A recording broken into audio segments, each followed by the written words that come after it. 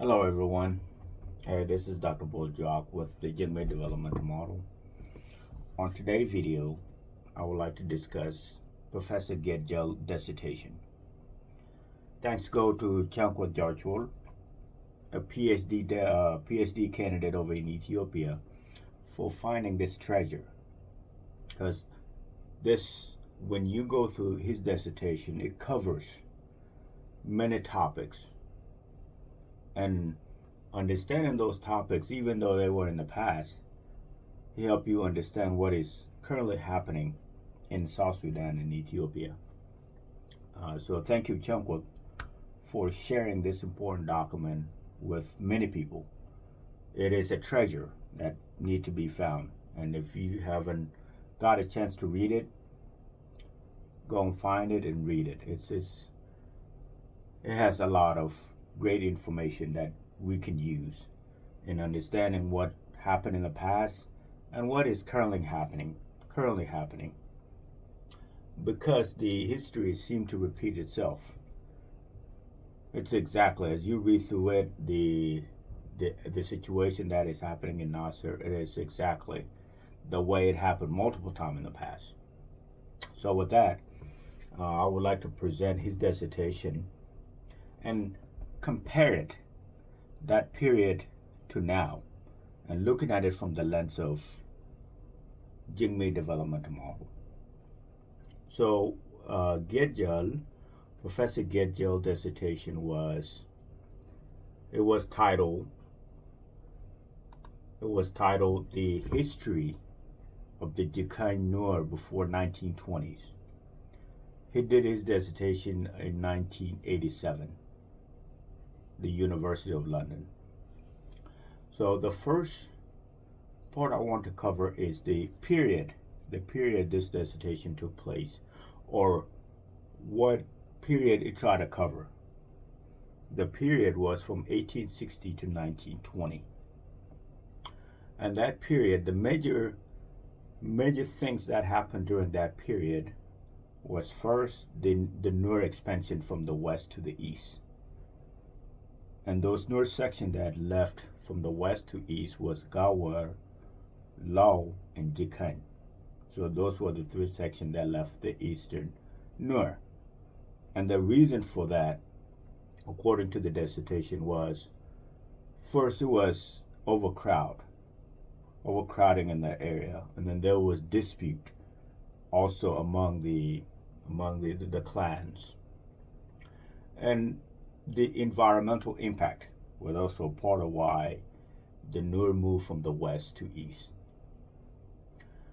Another major thing that happened during this time period is a well-known story where Prophet Ngundeng engaged with Ethiopian, which the word bun, which is to bow down, was derived from that period. And then the third major thing that happened during that period is the King Menelik II of Ethiopia expansion, as he was trying to expand his regional influence. And during that period, he was looking to expand westward toward South Sudan. And another part that we want to cover, or that I want to cover, is the great power competition that were happening during that time. His dissertation covered three major regional and global competition that were happening within the Eastern Jikany area. The first one is the Turco-Egyptian regimes, and this was between Turkey and Egypt, so the Arab raids. That period was where the Arabs were raiding the Africans, particularly the Dinkas. They were raiding a lot of Dinkas. They were capturing slaves so they can go enslave them. And then another great competition was the France and Ethiopia. Was King Menelik, after he defeated the Italians in the Battle of Bordeaux in 1986, he gave him that confidence that he could expand the influence of Ethiopia with the help of France. So during that period, King Menelik wanted to expand his global influence by expanding his footprint across the Eastern Africa. And then another power competition was the Anglo-Egyptian Empire. The Anglo-Egyptian established Egypt as their headquarters, and they want to expand it down to Sudan and want to make sure they can control their territories. So that was the Anglo-Egyptian was another empire that was covered in his dissertation. And the Anglo-Egyptians, from the agreement between Europeans, the Eastern Africa was given to the England as part of its territory, or part of its territory. And then with alliance with the Egyptians, they wanted to control their territory. However, there was the Ethiopian resistance on the eastern part of it. So there were some clashes between those two, because the Anglo-Egyptian was saying, hey, this is our territory, and the France and Ethiopia were saying, hey, we want to establish our footprint in this area as well. Yeah. And then during Dr. Giet Jal dissertation 1987, I want to cover what were the relationship between the Nur and the various great power competition. So I mentioned there was the Turco-Egyptians, there was the Franco-Abyssinians, or the French and Ethiopian Empire, and then the Anglo-Egyptian. So how did the Nur interact with those various empire during different time period? So with Turco-Egyptian, the Nur didn't have much contact with them until late, where they realized that the Dinkas were being raided by the Arabs. And then the Nur jumped in and was like, hey, these Jews or foreigner are hurting our brothers, so we're going to go in and get involved with it. So that's how they get involved with the Turco-Egyptian Empire. So the Arabs would come and raid Dinka villages, take kids, and take their cattle. And then the Nur saw this and was like, hey, what is going on? We got to step in and help. So they were able to engage with the Turco-Egyptian in that manner. And then with French and Ethiopia, they had a direct clash, because King Menelik was trying to expand its territory westward, as he was trying to create or establish his influence in the region. So, and then after defeating the Italian at the Battle of Adowa, it was like, hey, we got to start expanding our footprint in the Subat River. And that expansion put him into a clash state with the Nur. And that time they were doing a flag. They was trying to establish their flag across the river, or along the Nile River. And then as they were coming, the Nur was resistant to this.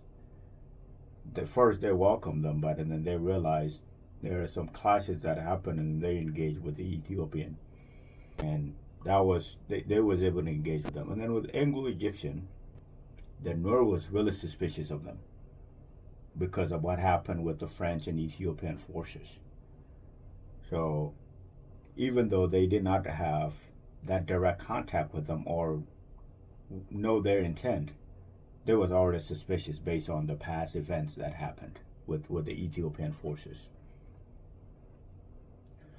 And then when I come to Dr. Giet Jal dissertation, there were some major projects that the various empire was trying to establish within Africa. One of which is the Anglo-Egyptian Railway Project, which this project is trying to connect South Africa with Egypt, the Cape Cairo Railway Project. So this would be English way of establishing its dominance in Africa, getting that railway all the way from the south all the way to the north. And then with the French had belt and territorial possession, so they're trying to get it from Dakar to Djibouti. So again, various European regime was trying to establish their dominance in Africa using various projects. And then also the Ethiopian wanted to establish their dominance by planting their flags along the Sobat River of Upper Nile. And that's the one I was mentioning earlier. As they were trying to establish these flags, they got into clash with the Nur, because the Nur was saying, hey, what are these people doing? While the Ethiopian would just worry with the Anglo-Egyptian expansion. So there was like, we'll establish our flag, and then when they come, they will know this is our territory. But before they can completely establish their foothold or plant their flag, they were able to engage with the Ethiopian, or they were able to engage with the Nur, and after several engagements, they returned. Right? And during that engagement, that's when the Ethiopian engaged or get in contact with Ngundeng, the Prophet Ngundeng.